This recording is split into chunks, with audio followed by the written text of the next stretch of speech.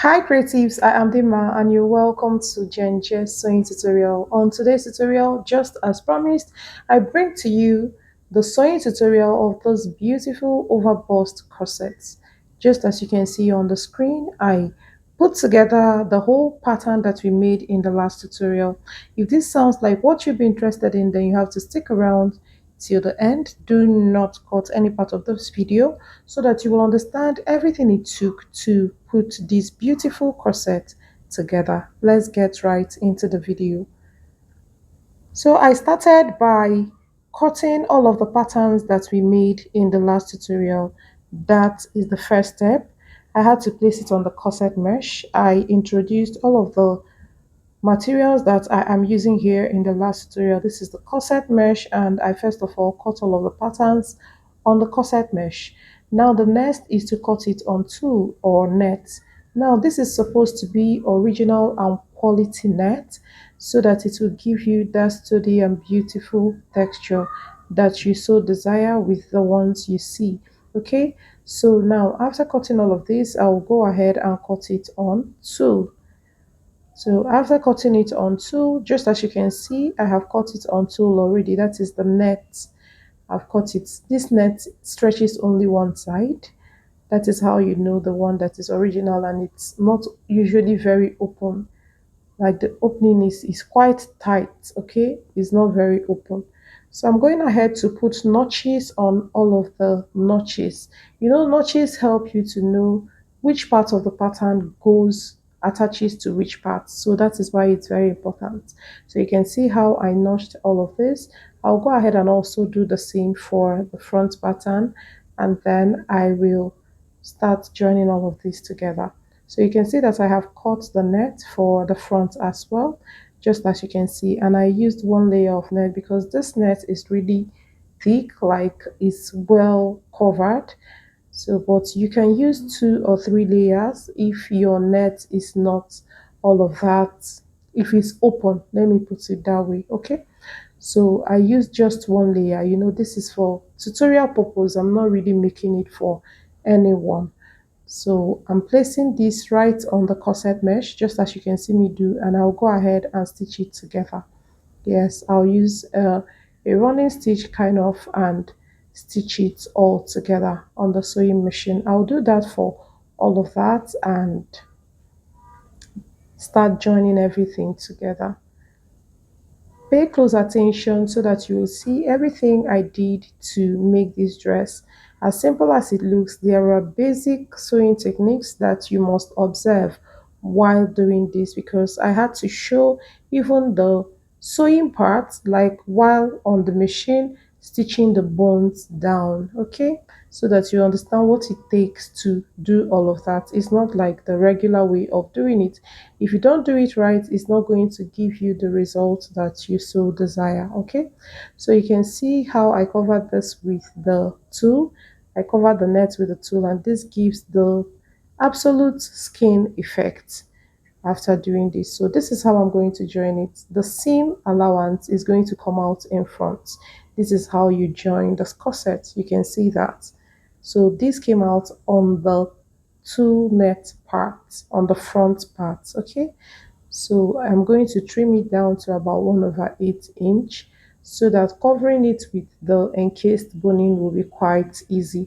So pay close attention to see everything I did to do that. So I had to trim all of this together, all of this at once, so that the seam allowance would just be 1/8 inch.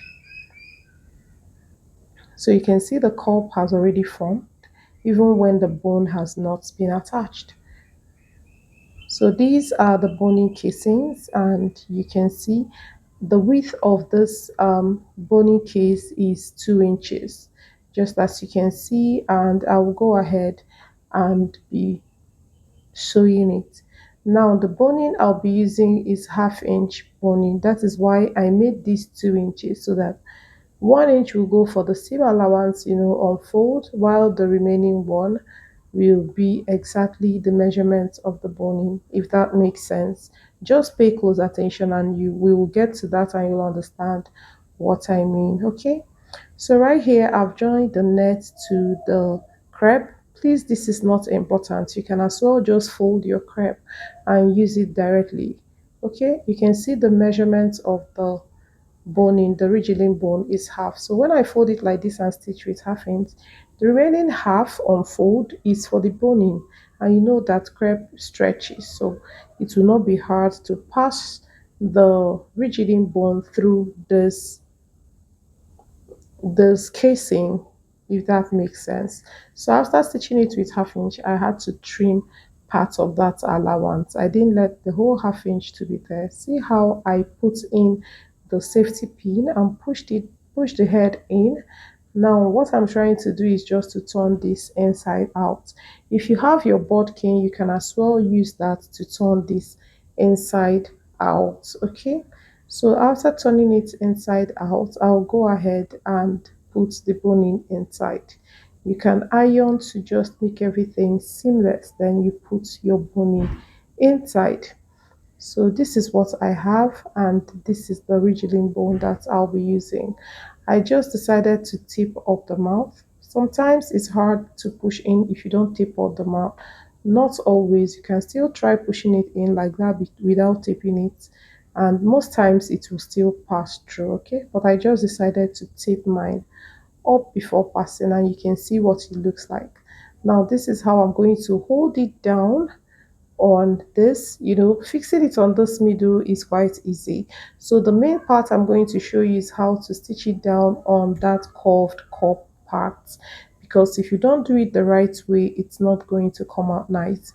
So now for this part, I'll skip it like this and I'll go ahead and start stitching. Watch that I am pushing the two sides of this curve away, like I'm stretching the fabric along the curve part. Now this is to make sure that no part of the curve of the cup is entrapped in the seam, okay, so that the shape of the cup will come out seamlessly and really nicely the way it is supposed to. So I'll go ahead and stitch one side of this ridgeline in the casing, and then after that I'll stitch the second part. So here I have stitched one side and I had to trim the excess thread. Now I'm stitching the second part. I'll go ahead and still continue stretching, pulling the fabric apart as I stitch. Okay, I'll pull it apart so that no part of the curve of this cup will be trapped in the seam allowance, if that makes sense. Okay, so this is how I'm going to hold it down and stitch till I get to the base of this, and this is all that it is to this, and I'll trim the excess seam allowance. This is what I'm going to go ahead and do for the second cup, and also stitch bonings on all of the parts that I want bonings to apply, to be applied. You can go ahead and put more bonings just as you desire. This is for just tutorial purpose. I'm not making it for anyone, so I had to conserve some materials as well. So right now you can see what it looks like. You can see that the cup has really come out really nicely. So this is how you're going to stitch yours. If you want to apply bone in any other part, you can see what I have at the back. I stitched one bone, okay, because this one is already very close to the lacing bar, so I will make sure that the next line enters the lacing bar. That is what I decided to do. So you can see the front, what it looks like. You can see how nice and seamless it's looking. You can add more boning even as I'm pointing. You can add before you stitch that straight one, vertical one on top of it. Just feel free to style the boning the way you want. It doesn't have to be like this. You can add more if you want more bonings on yours. Okay, now the next is just to go ahead and shape the hem of this back. I did not shape it while making the pattern. Okay, I used the front to shape one side of the back, and then used the side I just shaped to shape the second part of the back. Now the next is just to go ahead and stitch this close. Now I'm supposed to put in the inner bustier first before stitching down the sides, but I omitted that right here. But not to worry, I finally opened it up a bit to fix the inner bustier. So right here, I've stitched down with half inch and I've trimmed down the excess.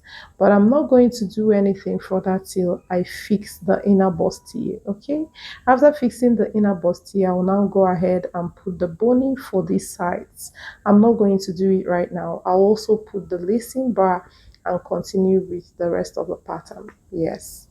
So I have the inner bustier here and I have to start working on it before I come back to this putting the bonings for the side.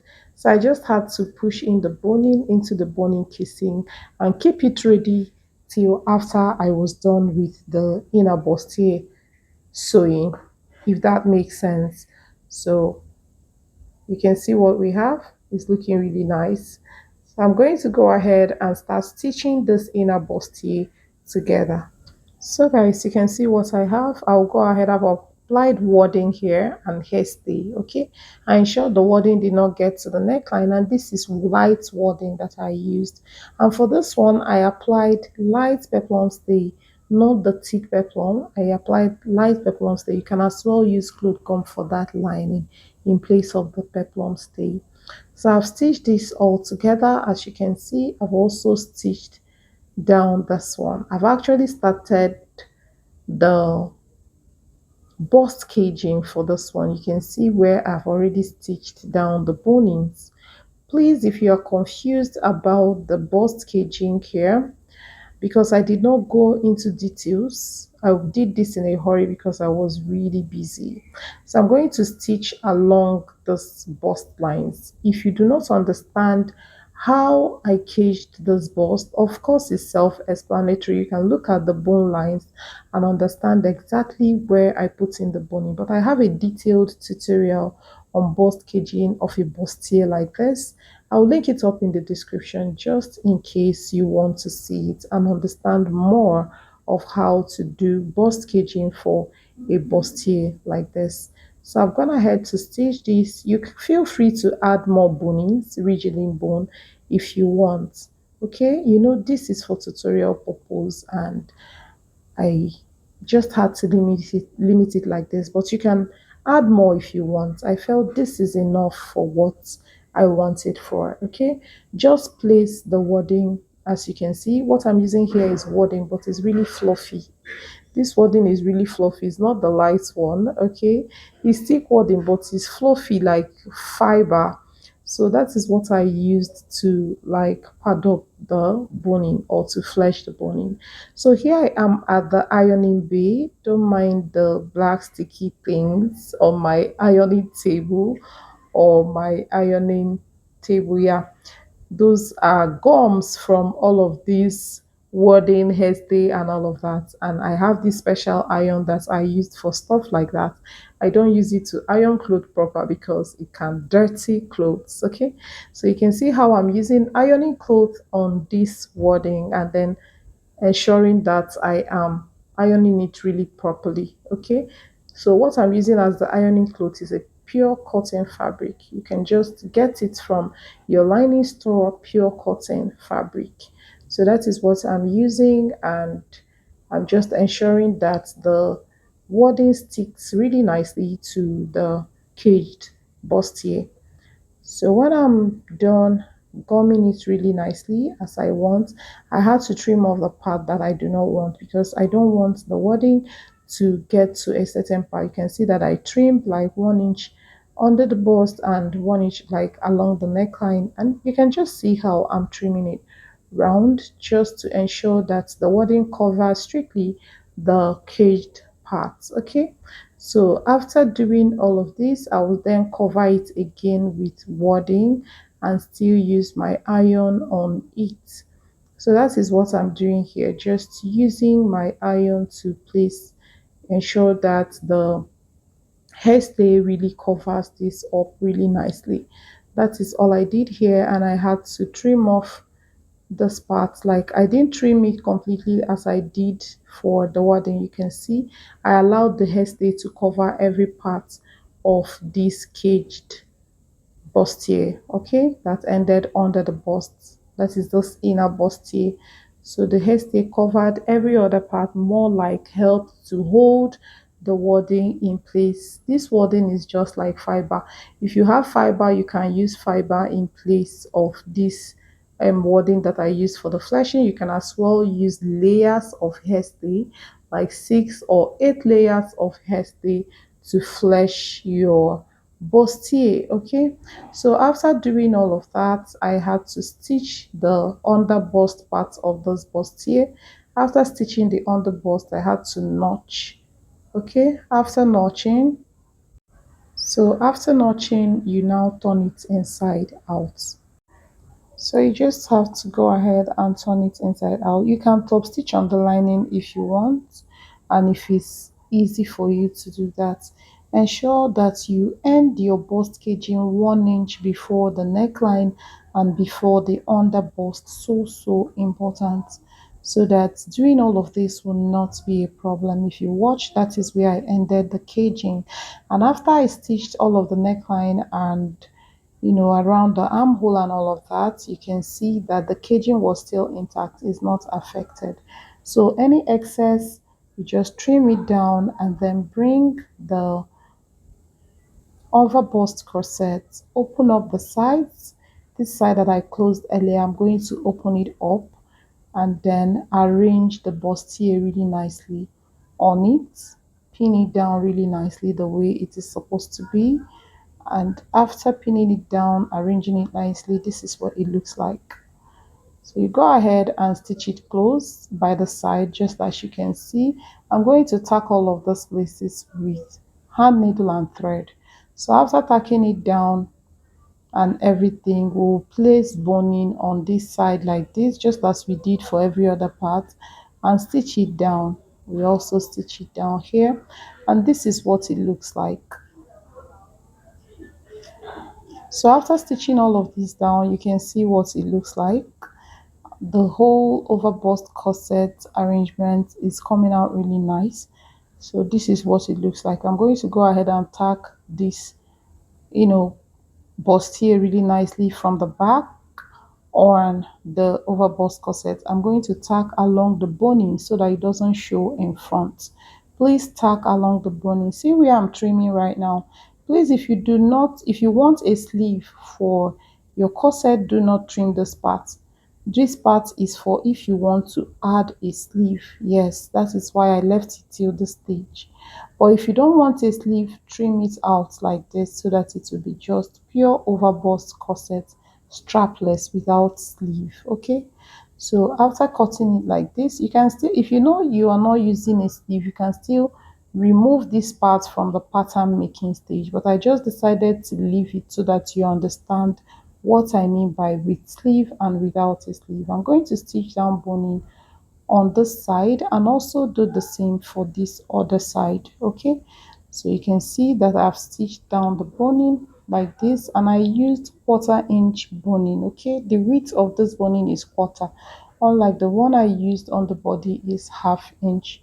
So now I'm going to use trimming. Please use bias trimming whenever you are stitching on curved places. You need to use what? Bias, so that the whole thing will come out smooth and fine. If you do not cut on bias, it's not going to come out fine. That's the truth. But I had to make do with what I have because I don't have much fabric to work with. So here the width of this my lacing bar is 4 inches, and the length is simply the length of where you want to attach it. The width I used is 4 inches. You can also use 5 inches to get a wider lacing bar, but 4 inches is still very fine. So right now I'm going to stitch boning just as I'm pointing. I'm going to stitch boning along the part that will be on the downside. Okay, so when I stitch it on this end, the two parts as I'm illustrating, I will go ahead and place it. So now I have stitched the boning just as you can see right here. I'm going to push it in like this. See how I pushed it in till the lacing bar got to the joining of this. Okay, so I'm going to pin it down and stitch it down. So I'm going to pin it down and stitch it down. You can add more boning as you desire. Feel free to add as much as you want. I'm going to stitch along those lines that I am pointing, and then you see what it looks like afterwards. Stitch in front, then follow these lines and stitch. So you can see what I have at the end of the day. If you want to add extra structure to this lacing bar, feel free to push in plastic boning inside this. You can see how thick it makes it. You can push in the plastic boning. You can push it in after turning the upper part with bias, so that that upper part will now hold it. It will not allow it to pass through before you now close up the lower part. I hope you understand. If you also want to do that with all of the ridgeline bonings that we have added already, you can go ahead and push in plastic bonings on it to give it extra structure. That is what we call the double boning technique. Okay, so after doing that, I'm going to stitch all of this here, and then go ahead and fold this like this and stitch. So this is not cut on bias grain, but please cut yours on bias grain, that is cutting on triangle. I hope you understand. So I had to make use of this because I don't have much fabric to work with again, so I had to make do with what I want. It worked somehow because crepe is a bit stretchy. So I'm going to go ahead and use bias and turn this part, and also turn the second part and put the second lacing bar as well. Of course, I'll put the lacing bar before I turn with bias. I've turned the neckline, and of course the hem with net. I used to do all of those parts because even my fabric, the nude crepe, has finished at this stage. You can see what we have. Do you like it? Are you going to try it out?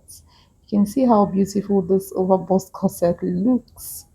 You can see how gorgeous it looks. Try it out and let me know what your result is. Okay, let me know what you think about the method. You can see what it looks like on the mannequin. Just as I said, if you're turning your neckline, use bias grain fabric.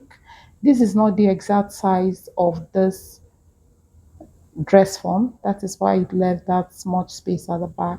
You can see what it looks like from the side. Do you like this? Are you going to try it out? Let me know what you think. Bye guys, love you all, and I'll see you in my next one.